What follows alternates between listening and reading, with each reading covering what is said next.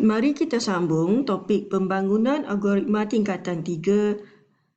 Kali ini membincangkan tajuk bubble sort. Sort adalah proses mengisih atau menyusun item-item yang terkandung dalam suatu senarai mengikut urutan menaik atau menurun. Ciri-ciri sort ialah ianya memerlukan senarai. Senarai itu adalah mestinya senarai yang belum diisi kerana kita akan lakukan proses sort iaitu proses isihan. Senarai itu boleh jadi pendek ataupun panjang. Ianya untuk proses isihan ini akan melibatkan penggunaan gelung. Output sudah tentunya akan dihasilkan. Ianya adalah proses untuk mengisi item-item dalam senarai mengikut urutan menaik ataupun menurun. Proses itu akan tamat apabila item-item dalam senarai telah pun berada dalam keadaan yang terisi. Sort di dalam tingkatan 3, kita akan pelajari dua jenis. Yang pertama, bubble sort, isihan buih. Yang kedua, bucket sort, isihan baldi. Bubble sort, kita akan bincangkan dahulu tentang bubble sort. Bubble sort ini merupakan satu teknik untuk mengisi item-item dalam senarai mengikut urutan menaik atau menurun. Bagaimana kita nak tentukan kita sedang isi urutan menaik atau menurun? Ianya adalah melibatkan simbol lebih besar ataupun simbol kurang daripada. Apabila kita melakukan perbandingan antara dua item menggunakan simbol lebih besar, maknanya kita sedang melakukan proses isihan mengikut urutan menaik. Manakala sekiranya kita menggunakan simbol kurang daripada, perbandingan antara item pertama dan kedua adalah kurang daripada. Bila item pertama itu kurang daripada item yang kedua, maka kita sedang melakukan proses urutan secara menurun. Senarai yang kita gunakan di dalam bubble sort boleh terdiri daripada integer dan abjad. Senarai digunakan pada senarai item yang sedikit kerana kita sedang lakukan teknik bubble sort. Okey.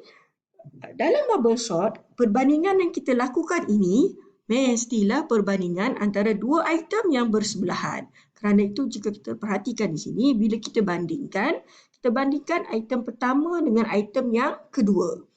Nextnya adalah kita akan bandingkan item kedua dengan ketiga. Nextnya ialah kita akan bandingkan item ketiga dengan keempat. Dan begitulah seterusnya sehingga semua item kita dah lihat.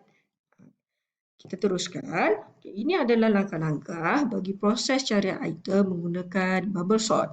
Kita akan semak item pertama dengan item kedua dalam senarai. Kita akan banding kedua item tersebut. Item pertama dengan kedua. Jika kedua item tersebut tidak mengikut urutan, kita akan tukarkan kedudukan kedua-duanya. Kita akan ulang langkah 2 dan 3, banding item. Kalau tak ikut urutan, tukar. Banding item. Jika tidak ikut urutan, tukar. Okay? Tapi untuk item yang kedua dan ketiga. Sebab yang ini, the first one, kita bandingkan item pertama dan kedua. Kemudian mestilah kedua dan ketiga. Kemudian mestilah item ketiga dan keempat. Kemudian mestilah keempat dan kelima. Kemudian mestilah kelima dan keenam. Sehinggalah ke item yang terakhir. Kemudian kita akan semak. Kita akan semak senarai itu untuk melihat sama ada semua item berada pada kedudukan yang betul. Langkah 1 hingga 5 ni kita akan ulang. Sehingga semua item dalam senarai telah diisi mengikut urutan.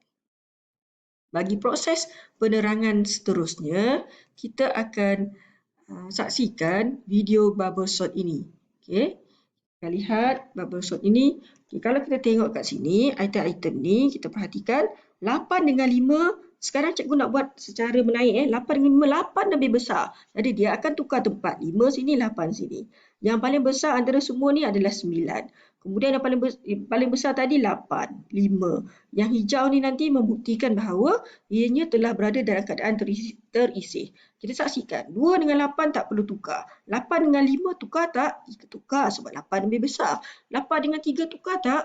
Tukar sebab 8 lebih besar. 8 dengan 9 tukar tak? Oh, tak payah. 9 dengan 4 tukar tak? Tukar sebab 9 lagi besar. 9 dengan 1 tukar tak? Oh, tukar sebab 9 lebih besar. Jadi kita dah selesai proses lararan yang pertama. Cikgu sebut lelaran yang pertama. Teruskan. 5 dengan 3 lebih besar tak? Besar. 5. 5 lagi besar. Tukar. 5 dengan 8? Tidak. 8 dengan 4?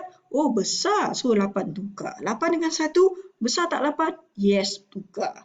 Okay. So, 8 dengan 9 telah berada dalam keadaan susunan menaik yang betul. Kita teruskan lagi.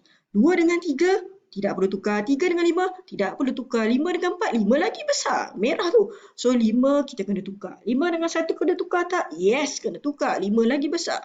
So, 5 pun telah berada dalam keadaan tersusun. Okey, cikgu akan mendiamkan diri dan saksikanlah seterusnya.